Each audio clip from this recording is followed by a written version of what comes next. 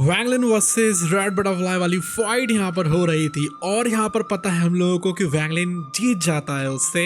लेकिन वो जीते या हारे मानना तो उसको था ही, क्योंकि यहाँ पर उससे कुछ जो लोग थे जिनकी कल्टीवेशन बहुत ज़्यादा पावरफुल थी वो यहाँ पर उसको मारने के लिए आते हैं। और यहाँ पर जो लियू माए हैं जो कि इस रेनेगेड मॉडल की सबसे ज़्यादा ब्यूटीफुल लड़की मानी जाती है, वो वैंगलिन को अपना फॉरनेस बनाने के बारे में सोचती है, इससे कि अपने कल्टीवेशन को इंक्रीज कर सके।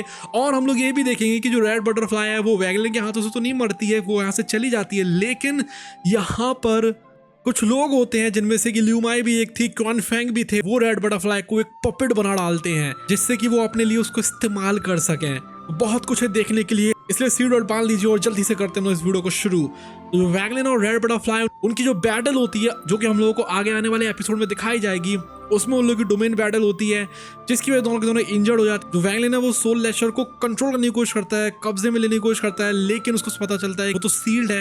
रेड बटरफ्लाई को समझ में आ जाती है उसकी वीकनेस क्या है, इसलिए वो 4 एलिमेंटल स्पिरिट्स को बुलाती है और वैंगलिन अपनी टाइम डोमेन का इस्तेमाल करता है उनको कैप्चर करने के लिए। लेकिन जो रेड बटरफ्लाई उनको डिटोनेट कर देती है जिससे कि वो और भी इंजर्ड हो पाता है। और जिससे पहले उनकी फाइनल क्लैश हो पाता है उधर पे सुजाकू गोंग सुनपो होते हैं, वो बीच में आ जाते हैं, जिनको हम लोगों ने देखा भी था जो कि जू से माफी मांग रहे थे। वो रेड बटरफ्लाई को बचा लेते हैं और उसके स्पिरिट को रिस्टोर कर देते हैं और यहीं पर जो वैंगलिन है वो विक्टोरियस हो जाता है। लेकिन ये तो बस शुरुआत भर होती है। इन लोगों का जो प्लान था वो कुछ ज्यादा टेरिफाइंग था, इसमें कि इन लोगों के प्लान में वैंगलिन और रेड बटरफ्लाई दोनों को निपटाना तय था। अब जो वैंगलिन है उसको एक रिवॉर्ड मिलने वाला था, लेकिन वो उसको नहीं मिलता है क्योंकि उसने कुछ वुड एलिमेंट वगैरह को कैप्चर करने की कोशिश करी थी जो कि उसके नहीं थे। लेकिन कुछ भी क्यों ना हो, वैंगलिन यहाँ पर जीत चुका था।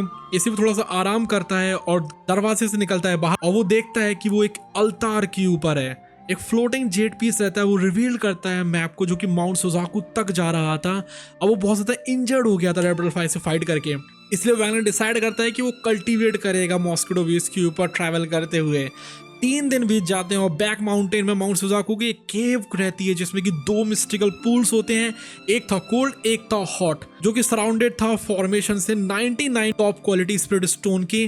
2 कल्टीवेटर जो कि थे क्वान फेंग और लियू माए, वो मेडिटेट कर रहे थे उसके अंदर। क्वान फेंग एमिट करता है एक इविल लेकिन बहुत ज्यादा कैरिस्मेटिक ऑरा को, वहीं जो लियू माए है वो कुछ अलग ही लेवल की ब्यूटी थी जिसको देखकर कोई भी इंसान उसको देखता ही रह जाए। और अगर आप लोग देखना चाहते हैं कि एक डोंगवा यूट्यूबर असल में कैसे बना जाता है, तो आप लोग अभी के अभी सिर्फ 29 वाली मेंबरशिप लेकर इसको देख सकते हैं। इसकी प्राइस ओरिजिनली 89 रुपीज थी, लेकिन हम आप लोगों के लिए 60% से भी ज्यादा डिस्काउंट करके अभी के लिए दे रहे हैं इसको सिर्फ ₹29 में। और तो और इसके साथ आपको ज़ियाओन वर्सेस हुनत्यांडी वाली main fight, the great ruler की मेन फाइट जिसमें कि ज़ियाओन लिंदो और मूचेन सब मिलकर फाइट करते हैं मेन विलेन से, और हुआ वर्सेस टैंगसेन वाली फाइट की एक्सप्लेनेटरी वीडियो भी मिल जाती है जो कि बहुत अच्छे से एडिटेड है। जल्दी से जल्दी इसको लें क्योंकि ये ऑफर ज्यादा टाइम के लिए नहीं रहने वाला है। अब एक ओल्ड मैन रहता है जो कि रेड लाइट से कवर्ड होता है, वो यहाँ पर आता है और क्वान फेंग को इंस्ट्रक्ट करता है कि वो रेड बटरफ्लाई की कॉन्शियसनेस को खत्म कर दे और उसके डोमेन को भी पूरी तरीके से डिवोर कर दे। हालांकि वो काफी ज्यादा हेजिटेंट रहता है, लेकिन फिर भी क्वान फेंग ओबे करता है और बिलीव करता है कि अगर उसने उसकी रूथलेस डोमेन को एब्जॉर्ब कर लिया तो उससे उसकी कल्टीवेशन बढ़ जाएगी। इसलिए वो वैनिश हो जाता है और रीअपियर होता है रेड बटरफ्लाई के सामने और वो आराम से उसको कंट्रोल में कर लेता है क्योंकि क्वान फेंग बहुत ज्यादा पावरफुल था। अब जैसे जैसे वो उसकी पावर लेता है, जो ओल्ड मैन रहता है केव के अंदर, वो कहता है कि सिर्फ एक बंदा यहाँ पर सुजाकू बन सकता है। अब सुजाकू कौन है? सुजाकू वो होता है जो कि इस पूरे प्लेनेट के ऊपर रूल करेगा, जो कि अभी एक बंदा है जो इसको कि हम लोग ऑलरेडी दिखा दिया गया है। अभी हम लोग बात कर लेते हैं यहाँ पर कि जो रेड बटरफ्लाई है वैंगलिन का असल में होने के वाला है। जो ओल्ड मैन है उसके बाद वो अपने अटेंशन को टर्न करता है लियू माए की तरफ और कहता है कि जो वैंगलिन है वो हैंग्यू सेक्ट में था किसी टाइम पर, वो वही बंदा है जिसको सब लोग सैंग न्यू के नाम से बुलाते हैं। वो उसको इंस्ट्रक्ट करता है कि जाकर जो वैंगलिन का डाउ हार्ट है उसको ले लो और उसको एक फर्नेस की तरह इस्तेमाल करो जिससे कि तुम अपनी डोमेन को स्ट्रेंथन कर सको। अब लियू माए को ये सब सुनकर थोड़ा सा अजीब सा लगता है, लेकिन फिर भी वो मान जाती है। क्वान फेंग फिर जल्दी ही आ जाता है रेड बटरफ्लाई के साथ में, लेकिन अब वो पूरी तरीके से लाइफलेस हो चुकी थी और वो एक पपेट बन गई थी जिसको वो बुलाता है हार्टलेस। लियू माए ऑब्जर्व करती है उसको साइलेंस में। वो रेड बटरफ्लाई को देख रही थी इस टाइम पर, उसको दुख हो रहा था उसको देखकर। वहीं जो क्वान फेंग है उसने ऑलरेडी डिवोर कर लिया था 3 पावरफुल कल्टीवेटर्स को, इसलिए वो और ज्यादा स्ट्रॉन्ग हो जाता है। वो देखता है लियू माए को कि वो यहाँ से जा रही है ताकि वो वैंगलिन को निपटा सके और वो फुसफुसाकर अपने आप से कहता है कि वो भी किसी न किसी दिन उसकी कॉन्क्यूबाइन बन जाएगी। वहीं जो रेड बटरफ्लाई है वो अब सिर्फ एक शैलो बनकर रह गई थी जो कि उसके पीछे खड़ी हुई थी। अब एक रैंक 1 कल्टीवेशन कंट्री को दिखाया जाता है सुजाकू में।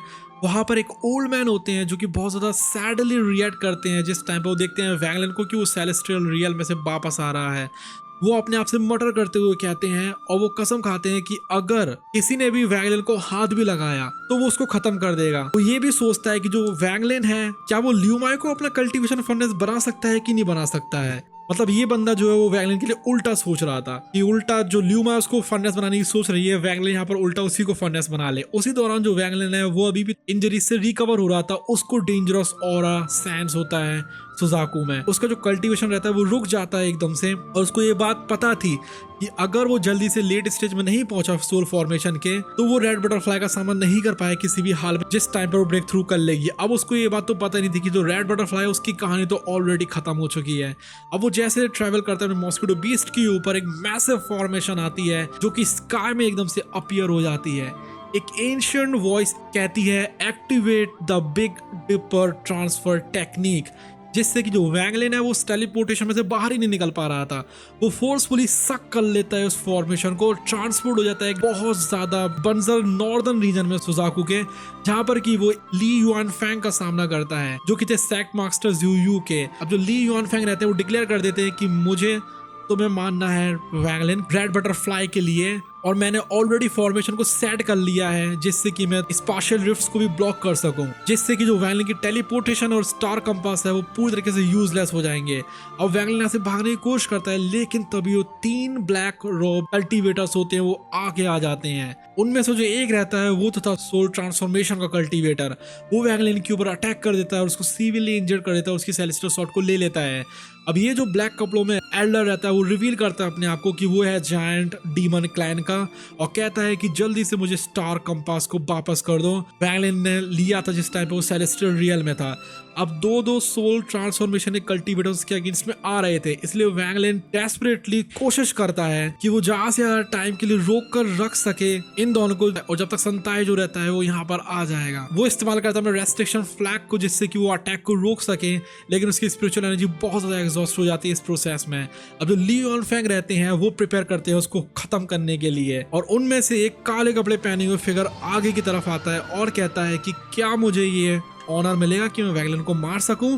ये बंदा था चीहू वैंगलिन की तरफ आता है लेकिन उसके ऊपर अटैक नहीं करता है। वो ट्रांसफर करता है स्पिरिचुअल एनर्जी को वैंगलिन की बॉडी के अंदर और कहता है कि देखो मेरा इंटेंशन तुम्हें मारने का नहीं है बल्कि तुम्हें यहाँ से बचाने का है। लेकिन वैंगलिन तो इंजर्ड था, वो कर ही क्या सकता था। लेकिन जो चीहू है वो उस तरीके से हेल्प करना चाह रहा था कि वो वैंगलिन को यहाँ से एक तरीके से धक्का देकर भगा देगा और उसमें वो स्पिरिचुअल एनर्जी को इन्फ्यूज कर देगा और अपने खुद के एंसेस्टर के अगेंस्ट में जाएगा। लेकिन कुछ भी क्यों ना जो एंसेस्टर हैं वो चीहू को भी रोक देते हैं और उससे कहते हैं कि तुम 100 सालों तक अब क्लोज डोर कल्टीवेशन में ही रहोगे।